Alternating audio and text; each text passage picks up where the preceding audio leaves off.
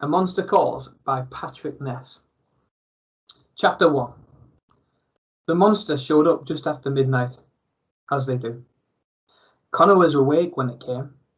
He'd had a nightmare. Well, not a nightmare. The nightmare. The one he'd been having a lot of lately. The one with the darkness and the wind and the screaming. The one with the hands slipping from his grasp, no matter how hard he tried to hold on.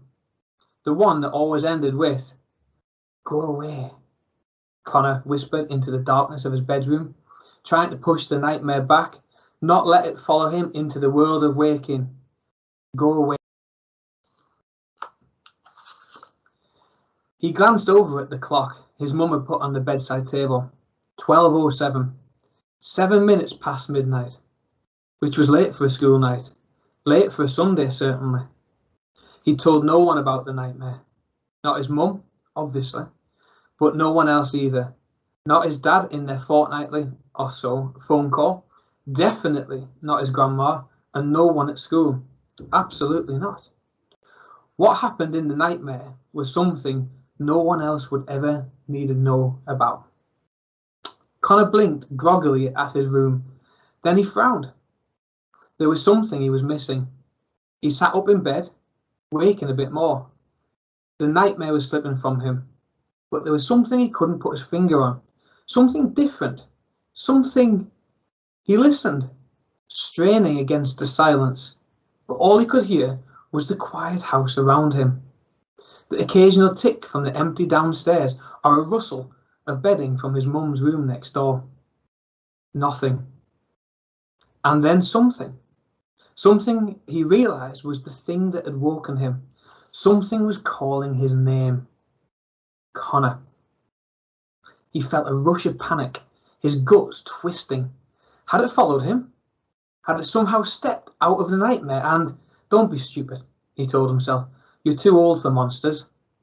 And he was. He turned 13 just last month. Monsters were for babies. Monsters were for bedwetters. Monsters were for Connor.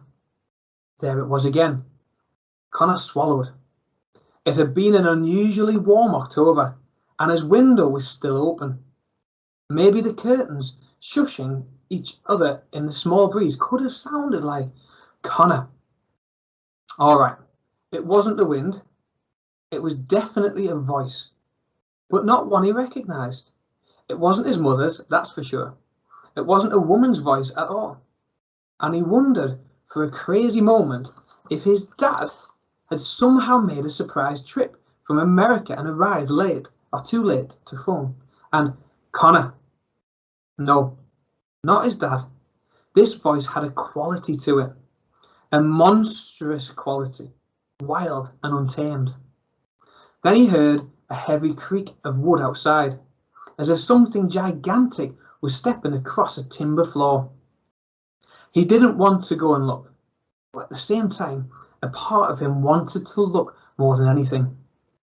Wide awake now, he pushed back the covers, got out of bed, and went over to the window. In the pale half-light of the moon, he could clearly see the church tower up on the small hill behind his house, the one with the train tracks curving beside it, two hard steel lines glowing dully in the night.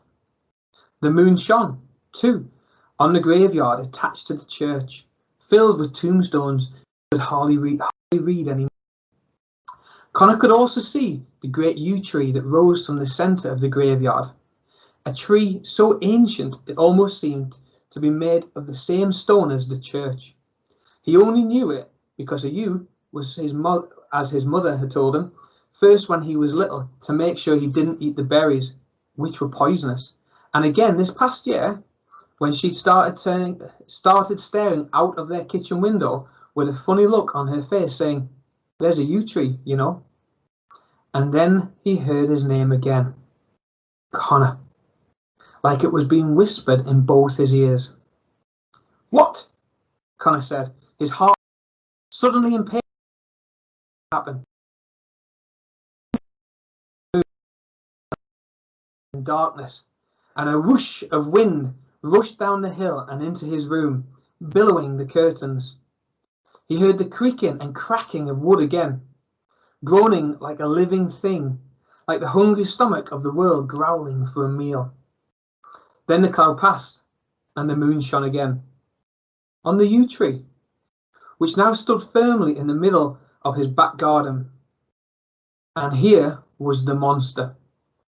As Connor watched, the uppermost branches of the tree gathered themselves into a great and terrible face, shimmering into a mouth and nose and even eyes peering back at him.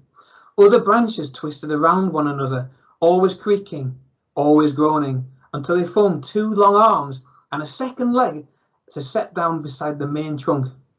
The rest of the tree gathered itself into a spine and then a torso, the thin, needle-like leaves weaving together to make a very skin that moved and breathed as if they were muscles and lungs underneath. Already taller than Connor's window, the monster grew wider as it brought itself together, filling out to a powerful shape, one that looked somehow strong, somehow mighty.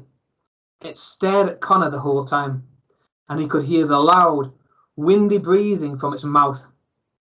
It set its giant's head on either side of his window, lowering its head until its huge eyes filled the frame, holding Connor with its glare.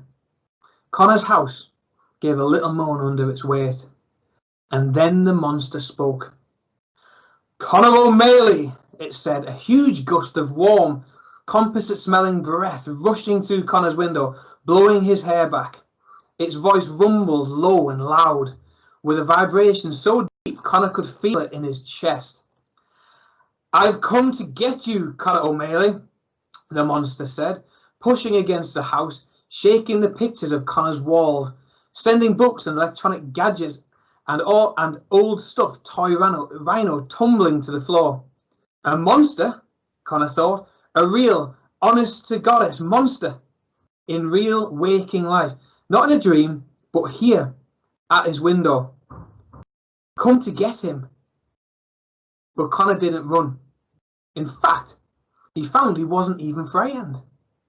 All he could feel, all he had felt since the monster revealed itself, was a growing disappointment. Because this wasn't the monster he was expecting. "So come and get me then," he said. A strange quiet fell. "What did you say?" the monster asked. Connor crossed his arms. "I said, come and get me then." The monster paused for a moment, and then with a roar, it pounded two fists against the house. Connor's ceiling buckled under the blows and huge cracks appeared in the walls. Wind filled the room, the air thundering with the monster's angry bellows. "Shout all you want," Connor shrugged, barely raising his voice. "I've seen worse." The monster roared even louder and smashed it down through Connor's glass and wood and brick. A huge, twisted, branch-wound hand grabbed Connor around the middle and lifted him off the floor. It swung him out of his room and into the night. High above the back garden, holding him up against the circle of the moon, its fingers clenching so hard against Connor's ribs he could barely breathe. Connor could see raggedy teeth made of hard, knotted wood in the monster's open mouth, and he felt warm breath rushing up towards him. Then the monster paused again. "You really aren't afraid, are you?" "No," Connor said. "Not of you, anyway." The monster narrowed its eyes. "You will be," it said, "before the end." And the last thing Connor remembered was the monster's mouth roaring open to eat him alive.